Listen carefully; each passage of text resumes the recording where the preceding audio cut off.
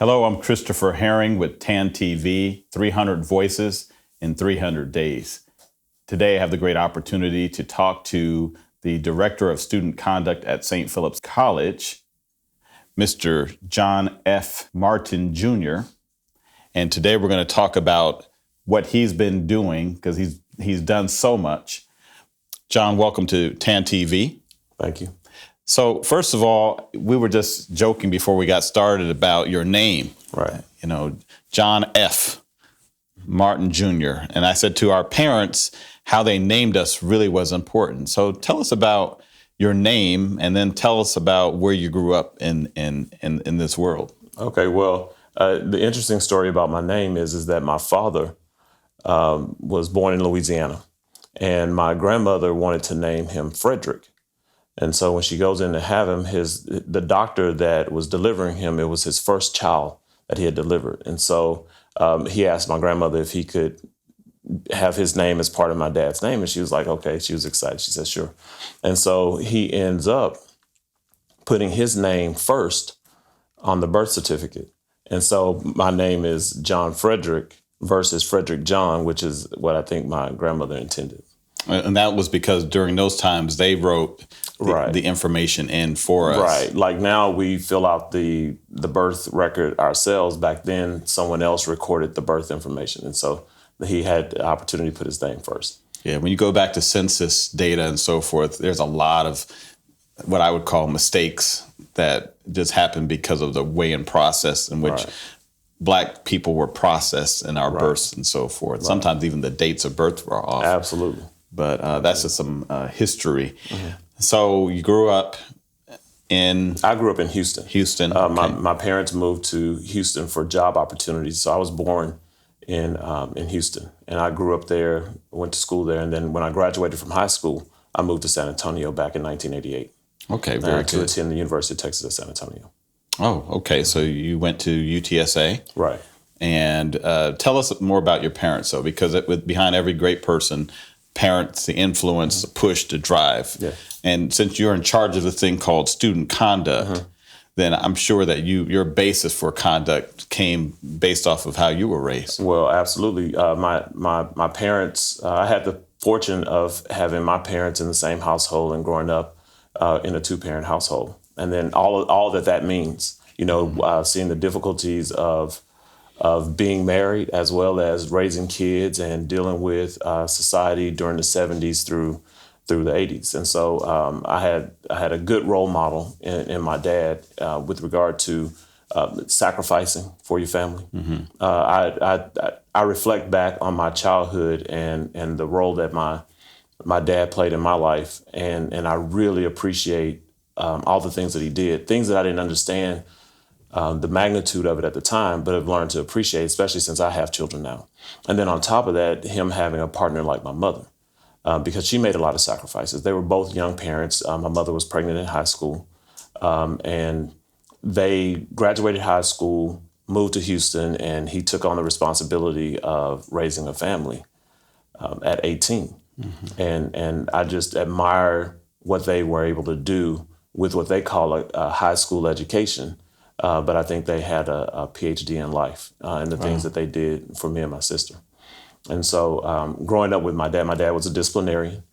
He was one of those people, though, that it was his priority was to provide for his family, be a father, and maintain that order. And then if friendship happened along the way, then you were lucky.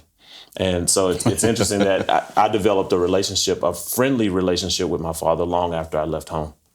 And then I think I was more mature and able to appreciate that relationship better, especially after I became a dad. Wow. Mm-hmm. And so you're at St. Phillips College. Mm-hmm. So how do you look at yourself as a man when you're on that campus and knowing the volume of children that actually attend there? How do you see yourself? How do they see you? Yeah. Well, I think I managed my existence on the campus similarly to the way I think my dad did in our neighborhood, right? He was steadfast, consistent, and dependable. And he steadfast, consistent, and dependable. Yes, absolutely. And he and what he did what I saw him do, he was always charitable, always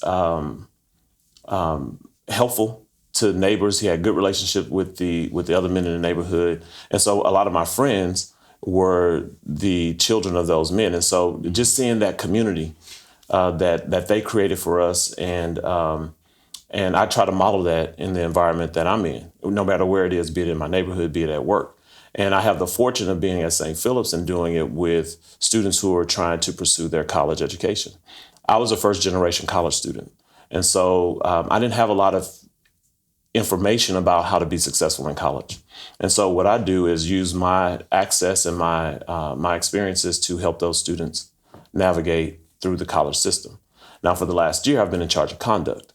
And conduct is making sure that students, while they're on that journey, are respectful of the environment and the other people in the community. And so if there's any disruptions and anything like that, I have to address those things in concert with the leadership of the college to make sure that folks aren't distracted and that they can achieve their goals while they're there. So it's a blended. So having that experience of having a disciplinary parent helps me do that in my job.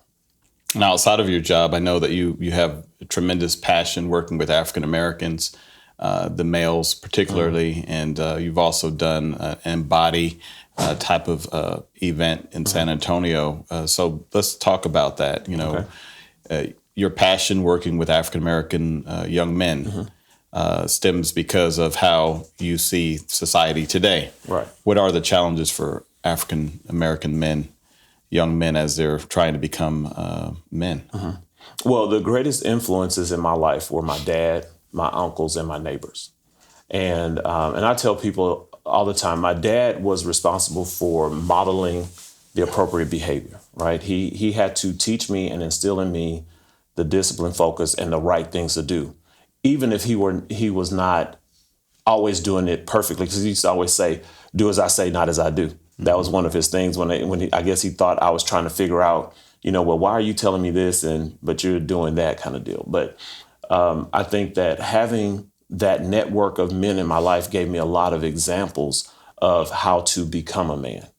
And I think that my goal with mentoring is to create an environment where young men have multiple examples of what manhood is so that they can pick and choose. I had the pleasure of having uncles that would come along. So my dad is married to my mom, so he couldn't teach me how to talk to women, because, he wasn't going to disrespect my mom that way. Whereas my uncles didn't have a problem telling me how to talk to women, even though they were married to my aunts, right? It was a different level of responsibility, but it was a safe space. It was, they gave me opportunities to develop and grow in my own way. Same thing with the neighbors that we had. I remember Mr. Williams, Mr. Jones, Mr. Guillory, Mr. Gotsey. Those were the men on my street. All of those men had influence on who I became as a man. And so the way I approach mentoring is that it's no one person's responsibility.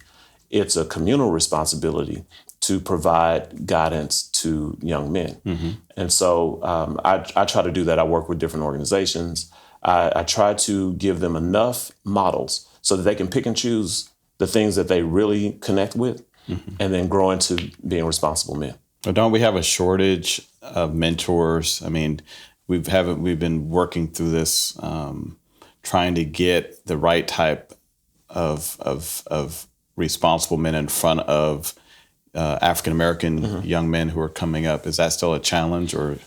I think we have to change. We have to change our idea of what a mentor is.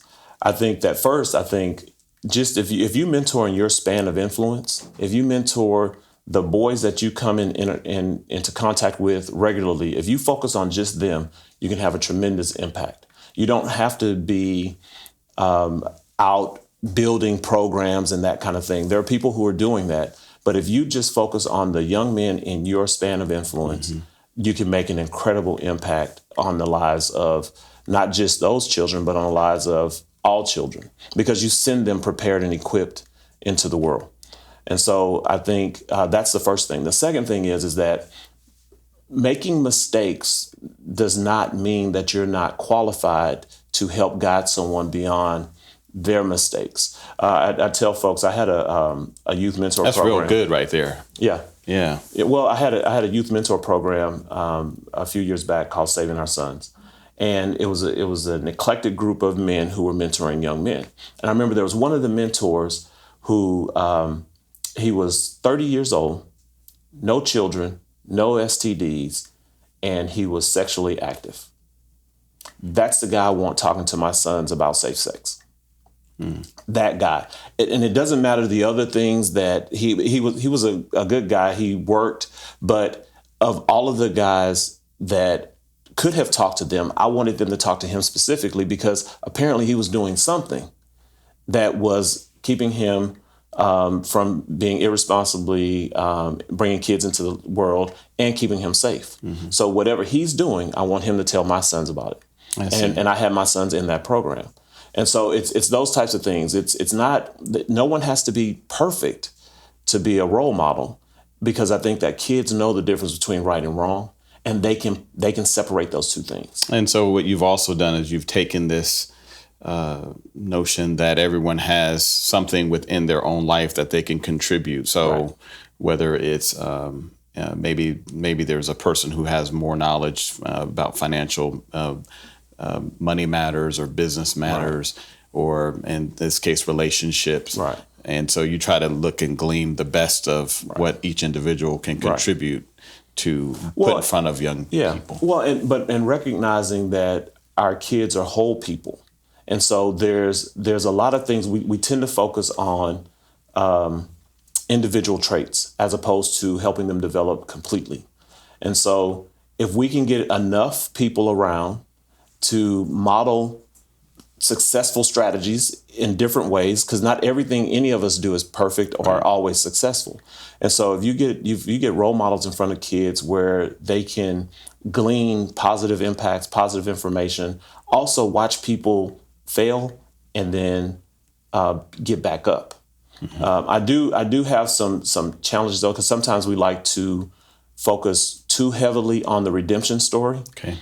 And I caution us on doing that, but I think it's important for children to see that you're not defined by the obstacles and hurdles that you succumb to. It's whether or not you can get up and overcome. And so, but I like to also make sure that kids understand that there is a pathway to success that sometimes is narrow and you have to make tough decisions. And so getting people in front of them who can help them with that too, mm-hmm. I think is important. So when you look at your life, mm-hmm. At this point in time, what are some of the key elements that help to define you and keeping you balanced and healthy and able to function in a way in which is, being able to give as much as you do? Well, I've never wanted to be a disappointment to my parents. And so I've always been driven by making sure that I'm being a good representative of my parents and their sacrifices, mm-hmm. And being a good steward of the things that they've invested in me. And so I didn't want to be a disappointment to them. So that helped me make good choices in my mind. It helped me stray away from those things that would bring embarrassment to my family. So that's where my foundation is making sure that I honor them. And then I take responsibility for being a cultural ambassador, right? Okay. All right. I think that we have too many negative images of what it is to be a Black man, be a Black person. So I try to make sure that I conduct myself in a way that young people and anyone watching will say, okay, that is the norm. Right. Because I don't think that I'm an exception. I think that really much of the behaviors that are generally promoted and are popularized are really the exceptions. Those are the outliers. Because I've had plenty of examples of Black people, particularly Black men, who are being responsible. Not flawless, not perfect, but they're responsible and doing their best to provide for themselves, their families, and their community. And so I think I want to amplify that message and to bring a collective of those people together so that our young people can see that there's a different reality. So there is a challenge that I think that that we have, which mm-hmm. is when we look at protest, mm-hmm. whether we're protesting about Black Lives Matter in terms of how we've been treated under the justice system, police, killings or brutality, what have you. That the images that the world sees may be different than the image of the normal a black man or woman who's carrying themselves decently every day. How do you rectify the gap that might be there by those who see one type of image of blacks based off of protest when they never have really appreciated the people who've been around them through the peaceful time? Well, and we have to be careful because some of those images are based in our emotion, right? Those are times when we feel overwhelmed, we feel distressed, we feel unheard. And so those outcries in emotional capacities, we have to frame that conversation. I think we allow other groups, other people to frame our conversations. It's like this interview, right? It's us telling our experience directly versus having someone else interpreting it, filtering it, and then projecting whatever their out view or their view of it is. And so I think we have to start defining those images. We have to start defining those experiences a little bit better, and being comfortable with that outcry. I think that when we have those types of outcries, when we have people organizing to shine light on injustices, we also have to have an equally as powerful force behind them saying, okay, what do we do about it?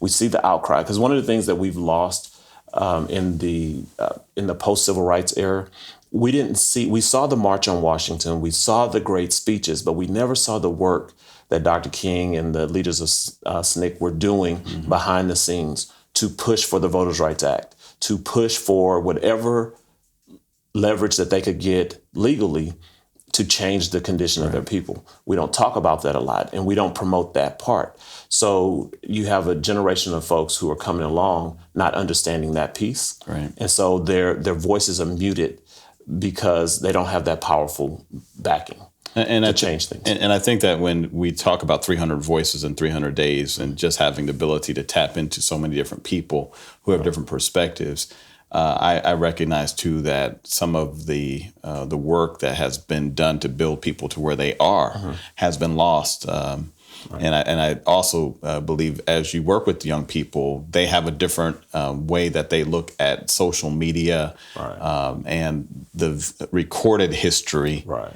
And some of them believe that they know everything because they watch the YouTubes, of various things that have happened. So at that point, they know it all, and you can't tell them too much more.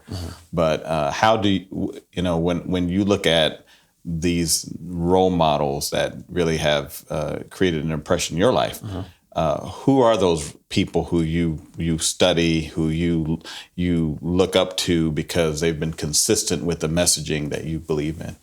Well, I have a lot of role models,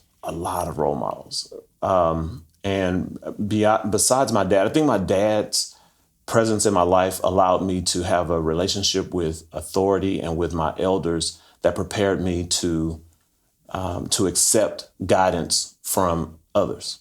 And you don't have to be older than me to be an elder. I have the humility and the respect to understand that I can learn something from anyone. One of the things that mentoring has taught me is that if you spend as much time listening as you spend talking, you will grow too. And then that can be powerful for a young man that you're engaging with, because everything that's ever changed in our lives has changed through the work of young people. The old people just got it. And so what I've learned to do is to accept that guidance and use that experience to influence how I interact with young people, because I always wanted to be heard. I talk to my mom frequently, and I tell her all the time, thank you for listening. She allowed me to speak my thoughts, no matter how outlandish they were. She listened. And from my relationship with her, I learned to listen. And so with young people, I learned to listen. So I have a good friend named Lasana Hotep, who gave me probably the best parenting advice, and he has no children. As far as helping my son pick up reading, I want him to read more, so I used to punish him from TV. And my friend was like, why would you take something that he enjoys and then replace it with something he has difficulty enjoying and expect for him to like it. He says, you might want to try something else. And he gave me some tips. And what I did was I started telling my son, we set a goal. I said, son, just read 7 pages in a week. I said, just 7 pages. He says, 7 pages? He says, yes. I said, yeah. He was reading them in a day because he was task oriented. He says, all I have to do is 7. I'm going to do them today, so I don't have to worry about it anymore the week. And then I started challenging him. And before long, within a school year, he read 29 books. Wow. You know, and I credit my friend for that information. And I have people who I work with. I have, you know, there's always those signature leaders that we are aware of through history. You have Nelson Mandela and Dr. King, Malcolm X, Minister Farrakhan, all those guys who are inspirational leaders on a grand scale. But I have everyday people who have spoken change into my life and given me guidance as peers and as elders that I use to impact my family and the kids that I interact with. I like your story. I love your story because this is really about everyday people and the journey in which we take as everyday people. The 300 Voices in 300 Days is really to bring out the essence of how do we navigate in life better. I hope that our audience today will be very encouraged by the words of John F. Martin Jr. Because, again, this is about, I know that TAN was created under the vision of Laura Thompson, who serves as the general manager to TAN, to enable our voices collectively to be heard and for regular people, right, to be able to have their stories. Because if we don't take the time to listen, we can never advance and move our people forward. Right. So I really want to thank you. I'll leave you with the last comment in terms of, is there anything that we haven't asked you that you would like to tell our viewing audience? I wouldn't say that there's nothing that you've not asked, but I will say this. I was very deliberate about using my name, John F. Martin Jr., because it is to pay tribute to my father. Because I think that we carry this stigma of being fatherless people. And so I like to always, I did it when I graduated from college. I wanted to make sure that I had my full name. When they called it out, he was in the audience for him to be recognized that way. The other thing, though, is I will pay tribute to Miss Thompson for her work. She's been steadfast, and I was sharing this with her prior to us coming on air. She used to do reading with children, so it's interesting to see her arc, and I'm looking forward to hearing her story in hopefully a longer span. I would love to just see her tell her story in an hour or two, or whatever length of time that she needed, because to see where she's been and the things that she's supported, the things that she's breathed life into because of her steadfast support, and to see it come to fruition in the form of giving other people's voice. Yes. Her work gives other people voice. And it started with her helping children read. Yes. And that passion for empowering people, I think, is really resonating. I really appreciate the opportunity to be a part of this program and look forward to seeing all the things that she's going to accomplish and do with this platform. Well, I agree 1,000% with you. And to see here, even as a former state legislator, who came out with a vision of what's next, and then it became TAN TV, 300 Voices in 300 Days as a segment. I've been very fortunate to be able to listen, learn, and then actually be able to do with her. And so, John, again, I want to thank you for your time. I appreciate it. And may God continue to bless what you're doing and impacting our community. And again, thank you, TAN TV, for tuning in. This was a great interview, and again, something very practical, something that I believe that you should share. TAN TV is on Roku, we're on the internet, and again, these 300 Voices in 300 Days will also be a part of the 300-year commission of the city of San Antonio. So again, thank you for tuning in, and we look forward to more interviews with people like John F. Martin Jr., and again, tune into TAN TV. We're thankful for you.